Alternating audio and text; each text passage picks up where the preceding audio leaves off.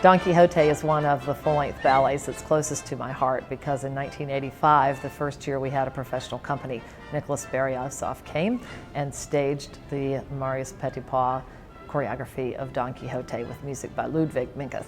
The sets and costumes for Don Quixote will be coming from the National Ballet of Canada. It's a particularly beautiful production designed by Desmond Healy, and we're really privileged to have it on our stage. Don Quixote is one of the most popular full-length ballets across the world. Don Quixote is in Russia, it's in England, it's in New York, it's in China. Everybody loves stories about Spain, and everybody loves Spanish dancing, Spanish music, Spanish bravura. There's comedy, there's a beautiful forest white scene, there are gypsies. It has everything in it, love interest. There's not one thing that Don Quixote doesn't have.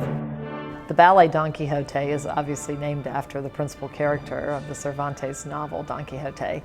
And the dancer is a dreamer, and he wanders through the entire ballet in his dreamlike state. The principal roles in Don Quixote are characters named Quixote and Basilio, and they do some of the most bravura dancing in the classical repertory.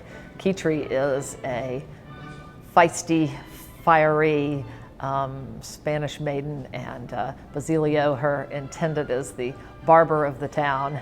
And they have a grand pas de deux in Act 3 that's done in galas all around the world, very famous, and I think the audience will recognize it immediately when they see it. One of the great things about our production this year is that it's going to be the beginning of our cultural exchange with China, and we're bringing 2 dancers from the National Ballet of China to come in and do the leads. Nicholas Berriosov was one of the biggest influences on me as an artistic director.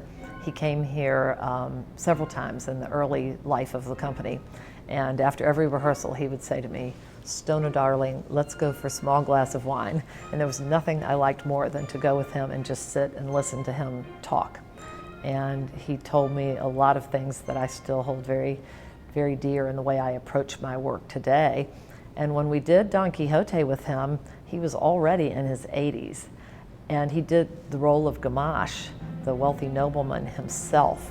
And you could see the artistry and the experience of this man, even at that very advanced age. It was such a privilege to be in his presence, to be in the rehearsal room with him, to be in the theater with him, and it was such a big influence on me and on future work at the Richmond Ballet.